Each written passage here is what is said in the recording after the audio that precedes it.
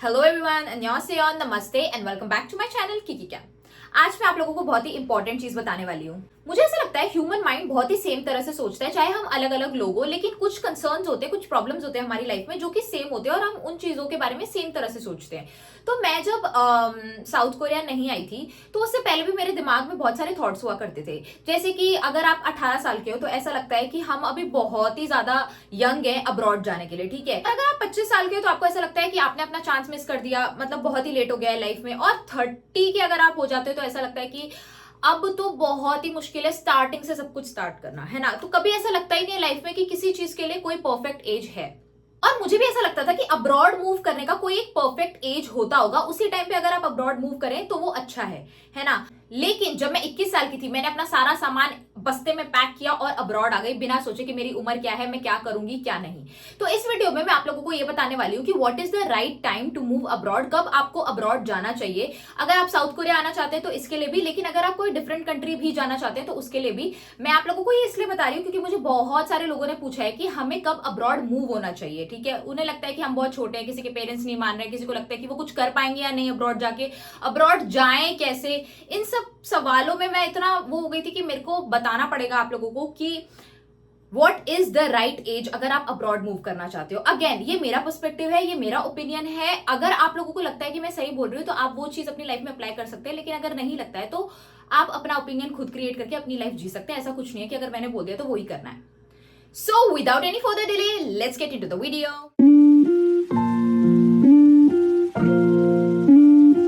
Eight what age you should move abroad. तो मैं Korea में 2 साल से रह रही हूँ, ठीक है। और यहाँ पर 2 साल में इतनी सारी चीजें एक्सपीरियंस करने के बाद, जैसे कि लोनली फील करना, ठीक है, फेस्टिवल्स मिस करना, एग्जाम्स, असाइनमेंट्स, कंटेंट क्रिएशन, बहुत सारी चीजों में अप्स एंड डाउन्स देखने के बाद मुझे लगता है मेरे पास फाइनली एक आंसर है जो कि सिर्फ मेरा आंसर है। मुझे नहीं पता बाकी लोग ये सोचते हैं नहीं सोचते हैं। अगर आप अब्रॉड मूव करना चाहते हैं तो मैं ये सजेस्ट करूंगी अंडरग्रेड खत्म करिए अपनी कंट्री में एंड उसके बाद अब्रॉड मूव होइए, क्योंकि मुझे पता है कि 18 साल के बच्चे भी बहुत ज्यादा अब्रॉड मूव करते हैं और वो अच्छा करते हैं अपनी लाइफ में। बट मुझे ऐसा लगता है कि सबकी मेंटालिटी डिफरेंट होती है और सब नहीं कर पाते हैं वो चीज। तो मुझे ऐसा लगता है कि 20 to 30 की age is best if you want to move abroad. उससे पहले आप बहुत ही ज्यादा यंग होते हो, बहुत ज्यादा यंग होते हो, आपको पता नहीं होता कि आप अपनी लाइफ में क्या कर रहे हो। मैं रियल लाइफ एग्जाम्पल आपको दे सकती हूँ, मेरा एग्जाम्पल, ठीक है। तो मैं जब 18 ईयर्स की थी तो मुझे ऐसा था कि आई वॉज इन गुजरात और मेरे मॉम डैड ने डिसाइड किया था कि मैं गुजरात में किसी यूनिवर्सिटी में पढ़ाई करूंगी, ठीक है, क्योंकि मेरा फैमिली जो पूरा है वो वहीं रहता है। तो मेरे पेरेंट्स ने भी सोचा कि अब हम फैमिली के साथ रहते हैं। तो मुझे ज्योग्राफी ऑनर्स करना था, तो मैंने वहां की यूनिवर्सिटीज में देखा और मुझे ये कोर्स मिला ही नहीं।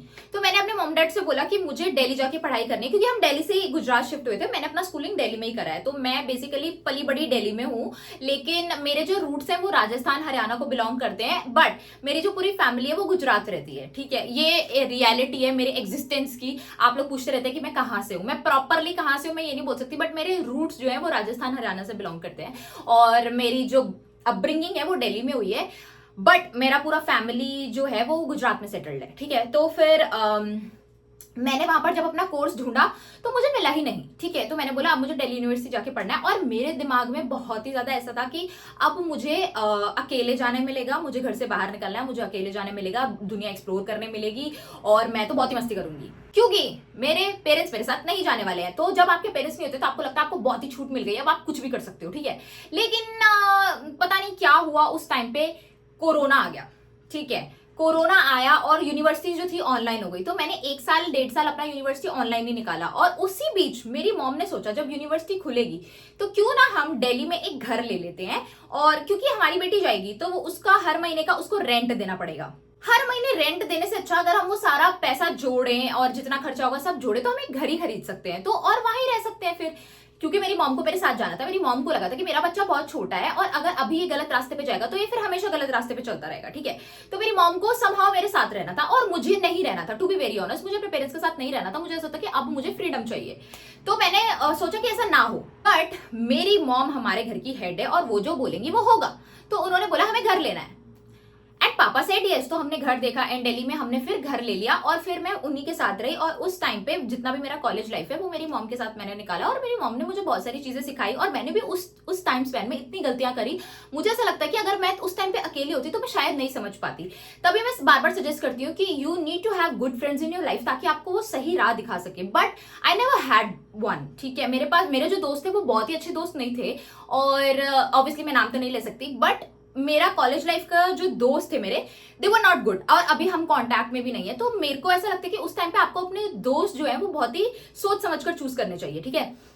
तो उस टाइम मेरी मॉम ने मुझे संभाला और मुझसे बहुत गलतियां हुई। मेरी मॉम ने ही उन सबको ठीक करने में मेरी हेल्प करी। तो मुझे ऐसा लगता है कि इस टाइम स्पैन में जब आप 18 to 20 में होते हो बहुत सारी चीजें होती हैं, तो आपको जरूरत है किसी बड़े की, मुझे ऐसा लगता है, ठीक है। सबका अपना अपना पर्सपेक्टिव है, बट मेरा पर्सपेक्टिव ये है, कोई हेट देना मत शुरू करना कि ऐसा क्यों बोल रहे हो, हमने तो यही कर लिया था, आपने नहीं किया, तो इसका ये मतलब नहीं कि कोई नहीं कर सकता। कर सकते हो, आप कर सकते हो। मैं सिर्फ अपनी बात कर रही हूँ और मैं अपना एक्सपीरियंस शेयर कर रही हूँ। मेरा जैसे ही अंडरग्रेड खत्म हुआ मैंने 1 साल ड्रॉप लिया था क्योंकि मेरे को जीकेएस के लिए अप्लाई करना था और उसके लिए प्रोफाइल वगैरह स्ट्रॉन्ग करनी होती है, तो मैं उन सब का इंटर्नशिप्स वगैरह में बिजी थी। तो तब मेरी मॉम ने मुझे एक बात बोली। मैंने बोला आप मेरे साथ यहाँ तक आ गए तो अब आप कैसे मेरे को अकेले छोड़ रहे हो, मतलब आप मुझे कैसे भेज रहे हो, आपको डर नहीं लग रहा? तो मेरी मॉम ने बोला जब तक मुझे आपको संभालने की जरूरत थी मैंने आपको संभाल दिया, अब लाइफ आपकी आगे खुद है। मुझे ऐसा लगता है मेरा बच्चा इतना समझदार हो चुका है कि लाइफ में उसके साथ आगे जो भी चीजें होंगी वो खुद हैंडल कर पाएगा। मेरा बच्चा इतना समझदार हो गया है, मुझे अब विश्वास है क्योंकि मैंने उसको उस टाइम पे संभाल लिया जिस टाइम पे उसको संभालने वाला कोई था नहीं और वो बिगड़ सकता था, ठीक है। सबका बिगड़ने का अपना अपना डेफिनेशन होता है, वो आप अपना खुद देख लीजिए। तो मेरी मॉम ने मुझे संभाला उस टाइम पे और फिर उन्होंने बोला कि अब आप जा सकते हो, अब आपकी लाइफ है, अब आपको खुद देखनी, क्योंकि मैं आपको लाइफ टाइम नहीं संभालूंगी।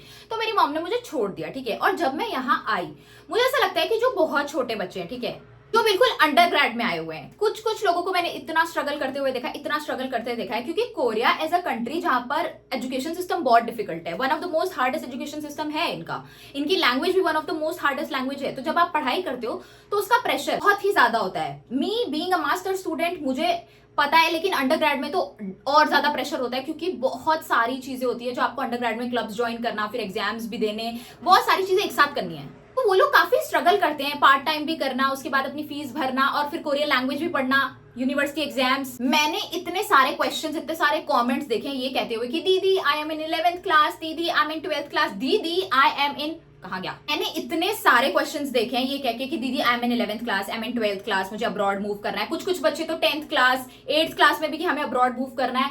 प्लीज अभी के लिए पढ़ाई पे ध्यान दो, अब्रॉड मूव करना बहुत दूर है अभी। आपको यहाँ पे आके इतनी चीजें आप देखेंगे और आपको कल्चर शॉक लग जाएगा कि ड्रामास में तो ये होता था बट रियल लाइफ में तो ये हो रहा है। तो मुझे समझ आ जाता है कि कौन से लोग ड्रामास देखकर आए हैं ये पूछने की हमें कोरिया आना है, हम कैसे हैं, जस्ट बिकॉज उन्होंने ड्रामास में कुछ अच्छी चीजें देखी है। नहीं, इंडिया में सर्वाइव करना इज इजी क्योंकि आपके साथ आपके पेरेंट्स है, लेकिन जब आप अब्रॉड मूव करते हो और वो भी एक ऐसी कंट्री में जहां पे लैंग्वेज बैरियर है, जिसका एजुकेशन सिस्टम इतना डिफिकल्ट है, वहां पर आप ये सब नहीं कर पाओगे। मैंने बहुत बार ये बात बोली है, मैंने लोगों को वापस अपनी कंट्री जाते हुए देखा है और कुछ लोग ऐसे भी हैं जो यहाँ पे रह रहे हैं और उनको ऐसा लगता है जल्दी से उन्हें डिग्री मिल जाए, वो अपने देश भाग जाए, उन्हें नहीं रहना, क्योंकि प्रेशर इतना होता है। प्रेशर अगर आपको प्रेशर हैंडल करना आता है तो आप कर सकते हो और आपसे हमेशा पूछा जाता है आप मेडिकली फिट है या नहीं, तभी वो आपको अपनी कंट्री में आने देते हैं, नहीं तो यहीं आने देते, क्योंकि उन्हें भी पता है कि प्रेशर कितना और आप हैंडल कर पाएंगे या नहीं कर पाएंगे। तो ड्रामास देखिए, अगर आप लोग बोलेंगे हमें 11th क्लास के बाद, हमें 12th क्लास के बाद अब्रॉड मूव करना है, नहीं, प्लीज। अब्रॉड मूव करने की जो राइट एज मुझे लगती है वो है 21, जस्ट बिकॉज मैं अब्रॉड मूव हुई हूँ। इसका इसीलिए मैं नहीं कह रही कि अब्रॉड 21 में आइए, उससे भी लेट आ रहे हैं तो कोई बात नहीं, बिकॉज इस टाइम पे आपका जो माइंड होता है वो रिस्क उठाने के लिए भी तैयार होता है, और अगर आपने रिस्क लिया है, ऑब्वियसली इट्स कॉल्ड रिस्क, तो कुछ तो कॉन्सिक्वेंस हो सकता है अगर वो काम नहीं आया तो उस कॉन्सिक्वेंस को झेलने की हिम्मत आप में होती है और आप नई चीजें ट्राई करने का दिमाग रखते हो। और अगर आप वो वर्कआउट नहीं करी आपके लिए तो आप छोड़ने का भी सोच लेते हो कि चलो छोड़ देते हो, और आप में इतनी हिम्मत होती है आप छोड़ देते हो। But when you are too young तो आपको लगता है कि आप जो कर रहे हैं वो सही है, शायद वो सही नहीं भी होता है, बट आपके दिमाग को इतना ज्यादा पता नहीं होता है कि ये सही है या नहीं है, और आप उसे अडेप्ट कर लेते हैं एंड देन चीजें खराब होना शुरू हो जाती हैं। तो 21 to 30 के बीच में मुझे लगता है कि बहुत ही अच्छी एज है अगर आपको अब्रॉड मूव होना है। और अगर आप 25-26 में भी आ रहे हैं तो इट्स गुड। आप ये सोच के मत आइए कि मैं तो बहुत ही बड़ी हो गई हूं या बड़ा हो गया हूं, अब मैं क्या करूं, नहीं। आपको बहुत सारी चीजें ऐसे एक्सपीरियंस करने मिलेंगी जो शायद आपको बैक अपनी कंट्री में नहीं करने मिली है, ठीक है, चाहे कोई भी कंट्री से आप आ रहे हो, आपको अपनी कंट्री में नहीं करने मिली है, वो आपको यहाँ एक्सपीरियंस करने मिलेगी। और एक्सपीरियंस तो चाहे कोई भी एज में मिले अच्छा ही होता है। अगर आपने डिसाइड कर लिया कि आपको एक्सपीरियंस चाहिए तो फिर एज मैटर करती ही नहीं है। और अगर आप 30 में आ रहे हैं, अगर आप जॉब करने आ रहे हैं या आपको कुछ भी कर रहे हैं, तो मेरे को लगता है आपको न्यू वर्क एनवायरमेंट मिलेगा। भले प्रेशर, देखो वर्क एनवायरमेंट का प्रेशर हर जगह होता है, हर जगह होता है, लेकिन हर जगह एक्सपीरियंस सेम नहीं होता है। तो आपको न्यू एक्सपीरियंस मिलेगा सेम प्रेशर के साथ, शायद उससे भी ज्यादा प्रेशर। तो मुझे ऐसा लगता है कि ये वाली जो एजेस होती है ये राइट एज होती है, क्योंकि आपका दिमाग उस तरह से डेवलप होना शुरू हो जाता है। जस्ट बिकॉज आपको कहीं से भागना है इसीलिए आप ऐसी चीज, ऐसे होता है ना, कुएं से निकले और खाई में गिर गए, वो वाला काम हो सकता है अगर आप सोचेंगे कि बस हमें भागना है, क्योंकि यहाँ सर्वाइव करना भी इजी नहीं है। लेकिन मुझे पता है किसी किसी का फाइनेंशियल प्रॉब्लम होता है, उनको लगता है कि वो कैसे आएंगे, पैसे नहीं है। किसी किसी का होता है कि अभी मुझे इंग्लिश परफेक्ट नहीं है, किसी किसी का होता है मुझे अभी कोरियन परफेक्ट नहीं है, मैं कैसे आऊं, और मुझे पता नहीं है एप्लीकेशन कहाँ से लगती है, मुझे ये नहीं पता कि कौन सी यूनिवर्सिटी मेरे लिए अच्छी है। इन सब का मैं एक ही जवाब दे सकती हूँ कि अगर आपका विल पावर स्ट्रांग नहीं है तो आप नहीं आ सकते, नहीं आ पाएंगे, क्योंकि आपका विल पावर ही स्ट्रांग नहीं है। अगर आप किसी और पे डिपेंडेंट रहेंगे इंफॉर्मेशन देने के लिए तो आप नहीं कर सकते, क्योंकि आप उतने केपेबल हो ही नहीं। आप अब्रॉड में कैसे सर्वाइव करोगे? जो लोग मुझसे ये क्वेश्चन पूछते हैं ना, मुझे स्टार्टिंग से गाइड कर दो, वीजा कैसे लगेगा मुझे बता दो, कौन सी यूनिवर्सिटी मैं लूं मुझे ये बता दो, मेरे लिए कौन सा सब्जेक्ट परफेक्ट है ये बता दो, आपने कौन सा सब्जेक्ट लिया है वही सब्जेक्ट मैं भी ले सकती हूँ या नहीं ये बता दो। ये सारी चीजें पूछने वाले जो लोग हैं, मेरे को तभी पता चल जाता है कि it is very difficult for them to move here. मैं शायद रूड साउंड कर सकती हूँ, but this is the truth. क्योंकि जब मैं एप्लीकेशन के लिए अप्लाई कर रही थी, मैंने ऐसा कुछ नहीं किया। मेरे एक दो सीनियर्स थे जिनसे मैंने बेसिक क्वेश्चंस पूछे थे अपने एसओपी और पीएस को लेके, ये नहीं बोला मुझे स्टार्टिंग से गाइड कर दो, बिकॉज दैट्स नॉट पॉसिबल। हमारी भी यहाँ पे एक लाइफ है जो हम जी रहे हैं, एग्जाम्स देने होते हैं, असाइनमेंट्स बनाने होते हैं, सबमिशन करना होता है, उसमें भी 80% अबव स्कोर करो, नहीं तो स्कॉलरशिप पे आंच आ जाती है आपके। तो it's too difficult to guide one on one. और अगर मैं ऐसा कोई गाइडेंस स्टार्ट करूंगी तो obviously I will not do it for free, है ना। बट मेरा ऐसा कोई प्लान है नहीं, तो जितना मैं बता सकती हूँ उतना मैं अपने यूट्यूब वीडियोस के थ्रू बता चुकी हूँ, लेकिन आप लोग उसे देखते नहीं है, फिर आते हैं कि मुझे गाइड करिए। तो मैं यही बोल रही हूँ कि अगर आपको पता ही नहीं है कि करना कैसे है, बेस कैसे स्टार्ट हो रहा है, तो आप आगे कैसे सरवाइव करेंगे? क्योंकि कोरिया में आके आपको अपना visa, banking, SIM card, grocery shopping, rent, light bills, gas bills, ये सब, हेल्थ इंश्योरेंस, सब खुद पे करना है, सब खुद मैनेज करना है। अगर आप यही नहीं मैनेज कर पा रहे हैं कि होगा कैसे, एंटर कैसे कर सकते हैं आप, तो आप ये सब कैसे मैनेज करेंगे? ये दिमाग आपको थोड़ा लगाना चाहिए, मुझे ऐसा लगता है। क्योंकि जस्ट अंधाधुंध में आप लोगों की पीएस एसओपी तो नहीं लिख सकती कि ये लीजिए लिख दिया मैंने, आप सबमिट कर दीजिए आपका हो जाएगा। नहीं, आपको इंटरव्यू तो खुद ही क्रैक करना पड़ेगा। इंटरव्यू नहीं क्रैक होगा तो ऐसा भी होता है एनआईआईडी भी रिजेक्ट कर देती है। तो आपके डॉक्यूमेंट्स में क्या गलती है क्या नहीं है ये आप जानते हैं, उसको ठीक कैसे करना है ये आप जानते हैं। मुझे तो डिग्री भी नहीं मिली थी, मैं डीयू से थी, मुझे डिग्री भी नहीं मिल रही थी। मैंने कितनी मुश्किल से डिग्री ली है, भीख मांग मांग के ऑफिसेस में, एडमिनिस्ट्रेशन ऑफिसेस जा जाके, उनके चक्कर लगा लगा के, नॉर्थ कैंपस जा जाके, बहुत मुश्किल से मुझे अपनी डिग्री मिली है 1 साल पहले, ठीक है। क्योंकि डीयू जो होता है ग्रेजुएशन के 1 साल बाद देता है, और मैं ऐसी थी कि मैं नहीं ये टाइम वेस्ट कर सकती हूँ। मैंने बड़े, मेरे मॉम डैड को पता है कि मैंने कितनी मुश्किल से अपनी डिग्री ली है, ठीक है, क्योंकि I had that hunger in me कि मुझे जाना है, मुझे जीके स्कॉलरशिप चाहिए। तो मेरा हो गया, ठीक है, क्योंकि भगवान भी ये देखता है कि आप अच्छे से मेहनत कर रहे हैं या नहीं कर रहे हैं। अगर आप किसी और पे डिपेंड करेंगे तो आपको नहीं मिलेगी वो चीज। जैसे ही अब्रॉड मूव करने का ख्याल आपके दिमाग में आए कि मैं कौन सी एज में अब्रॉड मूव करूं, तो सबसे पहले आप अपने आप को जज करना शुरू करिए, ठीक है। कौन क्या कर रहा है, कौन कौन सी एज में गया था, कौन सी एज में नहीं गया था, ये छोड़ दीजिए। ये इस एज में गई तो मुझे भी इसी एज में जाना है, नहीं, ये सब छोड़ दीजिए। आप अपने आप को पहले जज करिए कि क्या आप उस एज में हैं जहां पर आपको, अगर आप अब्रॉड मूव करेंगे तो आपको कोई याद नहीं दिलाएगा कि आपको कोई चीजें करनी है। जैसे they will not remind you कि अभी आपका ये काम रह गया है, आपको करना है, कोई नहीं होगा आपके आसपास। तो अगर कोई नहीं भी होगा तो आप वो चीज सर्वाइव कर पाएंगे या नहीं कर पाएंगे, ठीक है। होम सिकनेस तो होगी 110%। तो क्या आपके कनेक्शंस जो आपके कंट्री में है, आपके दोस्त वगैरह जिनको आप कह देते हो शाम को बाहर चलते हैं, वो यहाँ नहीं मिलेंगे। आपको अकेले अपना टाइम स्पेंड करना पड़ेगा। तो आप केपेबल हैं उस चीज के लिए या नहीं? क्योंकि जब आप सोचते हैं तो लगता है हम कर लेंगे, लेकिन जब रियल लाइफ में आपके साथ होता है तो आपको बहुत ही ज्यादा मुश्किल हो जाता है उस चीज को सर्वाइव करना। And then you will question कि मैं यहाँ क्यों आई या क्यों आया। अपनी कंट्री में मेरे को ज्यादा अटेंशन मिल रहा था या ज्यादा लोग साथ रह पा रहे थे, ये सब आपके दिमाग में आएगा। तो ये चीज आप अपने सर्वाइव कौन सी एज में कर पाएंगे, ये सोच के आप अब्रॉड मूव करिए। क्योंकि आपकी प्रॉब्लम कोई सॉल्व नहीं करेगा, आपके लिए कोई डिसीजंस नहीं लेगा, क्या सही है क्या गलत है। अगर आप अपना डिसीजन ले रहे हैं वो गलत हो गया तो उसकी रिस्पॉन्सिबिलिटी आप पे है। अभी तो मम्मी पापा भी डाल देते हैं कि आपने कहा था ये सब्जेक्ट ले, अब देखो मुझसे हो नहीं रहा, ये यहाँ पे नहीं होगा। आप अपना खुद करेंगे, खुद गलती करेंगे, आपको सुनाने वाला डांटने वाला कोई नहीं होगा। हाँ ये फायदा है, लेकिन आपको समझाने वाला भी कोई नहीं होगा, आपको खुद को खुद ही समझाना पड़ेगा। एक और पॉइंट मैं आप लोगों को बताती हूँ अपना एग्जाम्पल देके कि मेरा जो फेवरेट फेस्टिवल है वो है दिवाली, ठीक है। तो जब भी दिवाली आती है और मैं कोरिया में होती हूँ तो मुझे ऐसा लगता है कि काश मैं घर पे होती।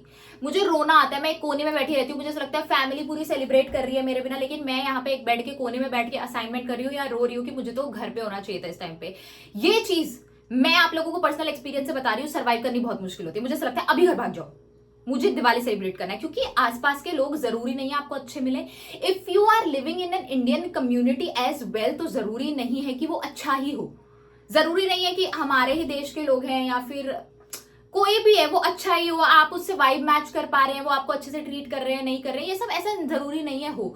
तो आपको फेस्टिवल्स अकेले बिताने पड़ेंगे, ठीक है। तो आपका दिमाग ये चीज झेल पाएगा या नहीं झेल पाएगा ये सोच लीजिएगा बिल्कुल, बिकॉज इट्स नॉट पॉसिबल कि हम लोग इंडिया के किसी स्टेट में नहीं रहते हैं कि सैटरडे संडे मिला तो चले जाते हैं। नहीं, पहली बात अगर आप सैटरडे संडे जाना भी चाहेंगे तो टिकट का प्राइस ही इतना है और कोई नहीं जाता अब्रॉड से सैटरडे संडे, ठीक है। इतनी अमीर तो नहीं हूं मैं, तो आपको ये चीज सर्वाइव करनी बड़ी डिफिकल्ट हो जाती है। तो बट मैं somehow I am strong, I believe I am really very strong, तो मैं वो चीज कर लेती हूँ। आपसे हो पाएगी या नहीं हो पाएगी, क्योंकि मैंने तो देखा है लोगों से नहीं हो पाता है, ठीक है। तो वो चीज आपसे हो पाएगी या नहीं हो पाएगी ये भी चीज दिमाग में रखिए। और कोरिया आकर मेरी लाइफ चेंज हुई है, हाँ बहुत बहुत पॉजिटिव वेज में चेंज हुई है, लेकिन इसका ये मतलब नहीं है कि यहाँ की लाइफ इजी है। वो चेंज उस तरह से हुई है जिस तरह से मैंने चाहा है, ठीक है। अगर मैं पॉजिटिव चेंज चाहूंगी तो पॉजिटिवली ही चेंज होगा, लेकिन उसके लिए आपको बहुत ज्यादा, मैं बोल रही हूँ बहुत ज्यादा स्ट्रांग रहना पड़ता है।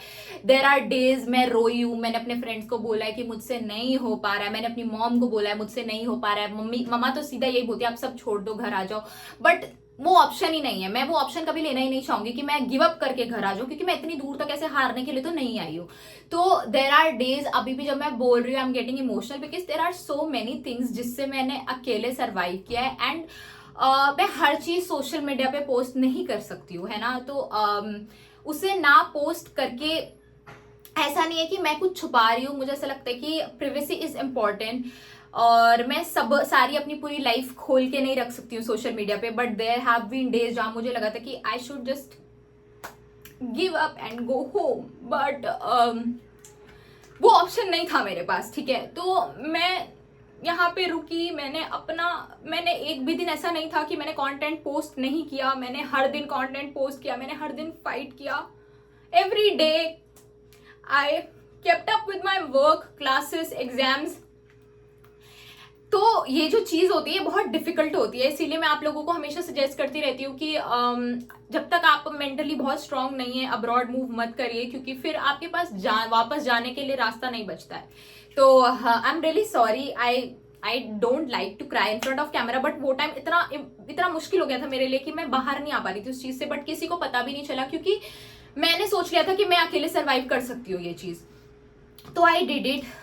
इसीलिए मैंने सोचा कि मैं ये वीडियो बनाऊंगी और आप लोगों को बताऊंगी कि व्हाट्स द राइट एज जब आप मूव कर सकते हैं, जब आपको लगे आपका दिमाग रेडी है आप आ जाइए। जब ऐसा लगता है कि आप 25 के हैं, 30 के हैं, 35 के हैं, आपको लग रहा है आप रेडी हैं, मूव आउट, दुनिया देखिए। दुनिया देखने की कोई उम्र नहीं होती है, बस अपने दिमाग को प्रिपेयर्ड रखिए। मुझे ऐसा लगता है कि सबका अपना अपना ओपिनियन है, तो वो मेरा ओपिनियन था। आई होप आप लोगों को ये वीडियो पसंद आए। अगर वीडियोस आपको पसंद आ रही है, subscribe to my channel, like, share and comment. I will see you guys in the next video. तब तक के लिए बाय बाय।